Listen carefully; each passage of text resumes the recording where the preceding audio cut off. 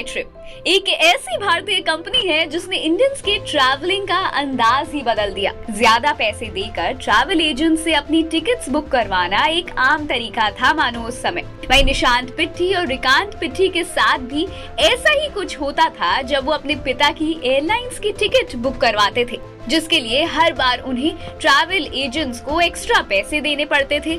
बस इसी से तंग आकर दोनों भाइयों ने खुद ही टिकट बुक करना शुरू कर दिया। धीरे धीरे मदद मांगने वालों की कतार लंबी होने लगी। परिवार, दोस्त सभी के टिकट्स बुक होने लगे। वहीं जब एयरलाइंस ने एक ही ईमेल खाते से कई बुकिंग आने पर ध्यान दिया तो उन्होंने पिट्ठी भाइयों से एजेंट बनने के लिए संपर्क किया और यहाँ से शुरुआत हुई एक ट्रैवल एजेंसी की। दोनों ने अपने घर के गैराज में ऑफिस खोला और काम शुरू किया। पिट्ठी भाइयों ने पहले 3 महीने के भीतर ही शुरुआती निवेश खो दिए, लेकिन लगन और मेहनत का साथ नहीं छोड़ा और खड़ा किया एक ब्रांड जिसका नाम रखा ईज माई ट्रिप। और आज ईज माई ट्रिप की मदद से फ्लाइट्स, होटल्स, ट्रेन्स, बस, हॉलिडेज, क्रूजेस, चार्टर्स, सब कुछ आप घर बैठे आसानी से बुक कर सकते हैं। एक क्लिक पर होटल बुक करना हो या फिर फ्लाइट बुक करना हो, एक ऐसा प्लेटफॉर्म है जिसने सभी की जिंदगी को ईज कर दिया है। अब आप समझ ही गए होंगे हम किस ब्रांड की बात कर रहे हैं।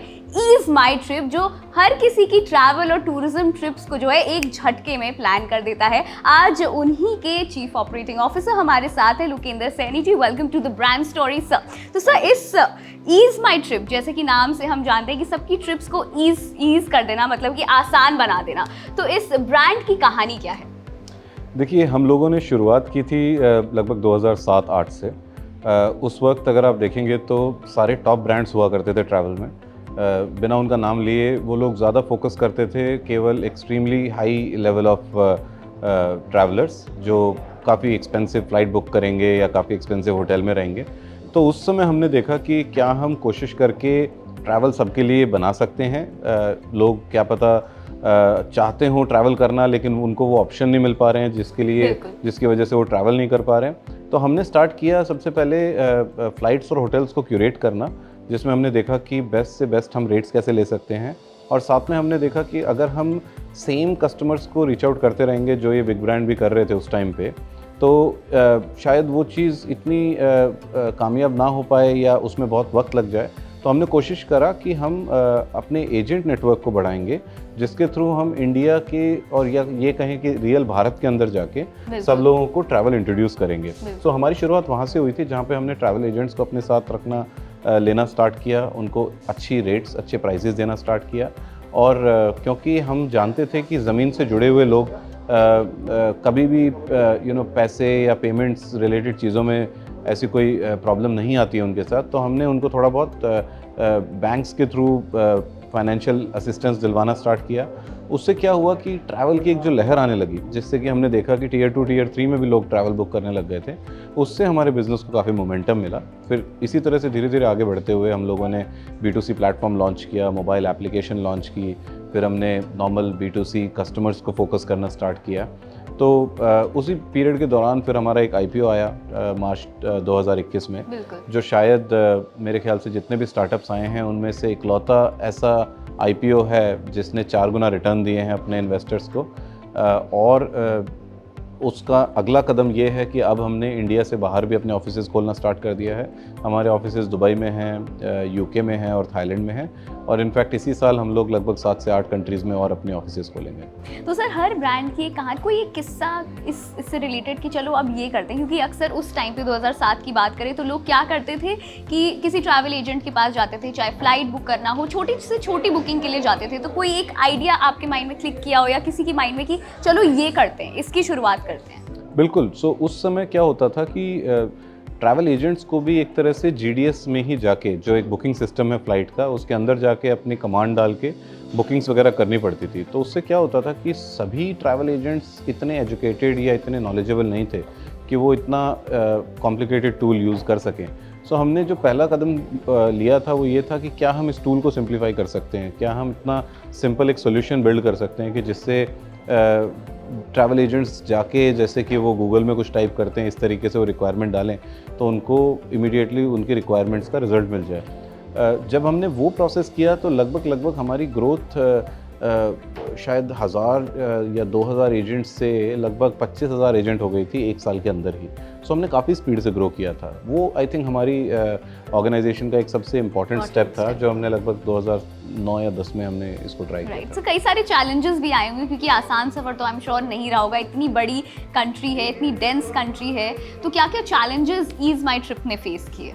देखिए, ईज माई ट्रिप के अगर चैलेंजेस की मैं बात करूं तो चैलेंजेस होता है कि ट्रैवल एक बहुत ही प्राइस सेंसिटिव कैटेगरी है। यहाँ पे लॉयल्टी अगर प्राइस से आप कोशिश करेंगे कस्टमर्स की बिल्ड करने की, तो वो थोड़ा मुश्किल होता है। तो हमने क्या कोशिश किया, हमने देखा कि हम कस्टमर्स को कुछ भी ऐसा गिमिकी नहीं देंगे जो कभी है कभी नहीं है। तो हमने क्या किया, हमने कस्टमर्स के लिए नो कन्वीनियंस फ़ी का एक ऑफ़र लॉन्च किया, जो जब भी कस्टमर आएगा उनको हमेशा नो कन्वीनियंस फ़ी का एक ऑप्शन मिलेगा ही। अब उसमें अगर आप कस्टमर की साइकोलॉजी को समझने की कोशिश करेंगे तो वो इतना सिंपल सा ऑफ़र है, जिसमें मैं ये बोल रहा हूँ कि मैं आपसे कुछ भी नहीं ले रहा हूँ, जबकि जब मैं आपका काम करके दे रहा हूँ। हाँ, जबकि मैं अगर सेल करता हूँ तो मुझे एयरलाइन कुछ कमीशन देती है, उसकी वजह से मुझे इनकम होती है। लेकिन मैंने वो जो एक्स्ट्रा इनकम थी वो कस्टमर्स को वापस देना स्टार्ट कर दिया, ताकि कस्टमर्स की लॉयल्टी बढ़े। और इसी की वजह से आज हमारे प्लेटफॉर्म पे 80% से ज़्यादा कस्टमर्स रिपीट हैं। और उस रिपीट कस्टमर की वजह से मुझे हर बार एक कस्टमर को एक्वायर करने के लिए पैसा नहीं खर्च करना पड़ता। तो मैं वही पैसा जो शायद मैं कस्टमर को अपने प्लेटफॉर्म पे लाने के लिए करता, वो मैंने वापस उनको ऑफ़र के फॉर्म में दे दिया। तो इस तरीके से मैंने देखा है कि हमारे इस प्लेटफॉर्म पे हमने नो गिमिक्स, फ्लैशी डिस्काउंट्स वगैरह की जगह हमने कोशिश किया कि कस्टमर्स को सिंपल और सीधी चीज़ क्या मिल सकती है, बिल्कुल। और उसी पे ध्यान देते हुए हमने आज भी उसी स्ट्रैटेजी को अडॉप्ट किया हुआ है। तो सर, डिजिटल और ईज माई ट्रिप साथ साथ चलते हैं, ठीक है? तो टेक्नोलॉजी की जब भी बात आती है तो ये दोनों इंटीग्रेटेड प्लेटफॉर्म है, तो क्या इसमें कोई चैलेंजेस फेस किए आपने लोगों तक पहुंचाने के लिए इस प्लेटफॉर्म को? देखिए, टेक्नोलॉजी का अडॉप्शन हमेशा थोड़ा सा कॉम्प्लिकेटेड होता है। इमीडिएटली कोई इसको लेता नहीं है, क्योंकि वैसे भी चेंज बहुत इजी नहीं होता है अडॉप्ट करना। तो बहुत टाइम इसमें लगा था कि जिसमें हमने उनको समझाया और बताया कि आप कोशिश करके देखिए, इस टूल को यूज़ करिए। बहुत बार ये भी डर लग रहा था सबको कि क्या पता ये टूल बहुत एक्सपेंसिव होगा या कुछ समय के बाद ये लोग हमसे चार्ज करने लग जाएंगे। तो हमने जब उनको ये एश्योरेंस दिया कि हम इस टूल से आपसे कुछ भी चार्ज नहीं करेंगे, इनफैक्ट अगर आप बुकिंग करेंगे तो उसमें से हम कुछ आपके प्रॉफिट का हिस्सा लेंगे, अदरवाइज़ आप जितना चाहें इस टूल को यूज़ करिए।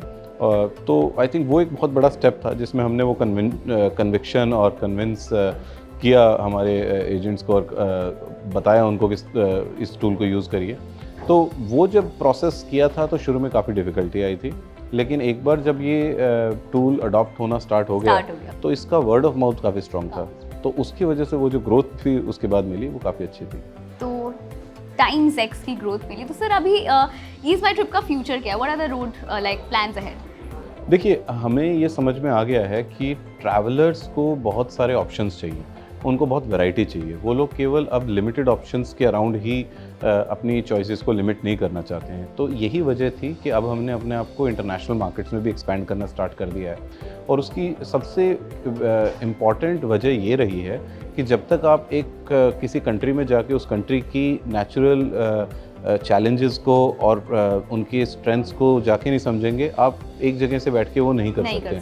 सो इसी वजह से हमने दुबई में अपना ऑफिस स्टार्ट किया है, लंदन में ऑफिस स्टार्ट किया है, बैंकॉक में हैं हम, और जैसा कि मैंने आपको बताया कि हम और बहुत सारे कंट्रीज़ में आ रहे हैं अभी।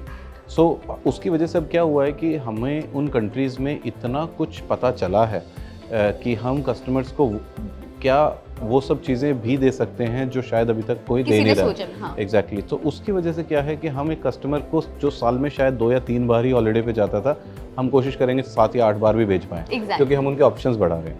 सो हमारी नेक्स्ट ग्रोथ स्टोरी वही है, जिसमें हम लोगों को बहुत सारे ऑप्शन देना चाहेंगे। और क्योंकि हम काफ़ी टाइम से मार्केट में हैं और काफ़ी अच्छा बिजनेस कर रहे हैं, हम प्राइजेस भी काफ़ी अच्छे लेवल पे ला सकते हैं। और I think combined of all of this we hope कि हमारी ग्रोथ काफ़ी ठीक रहेगी।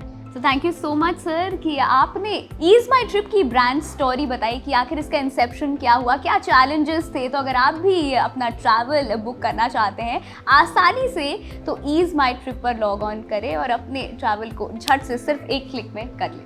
ये थी ईज माई ट्रिप की ब्रांड स्टोरी।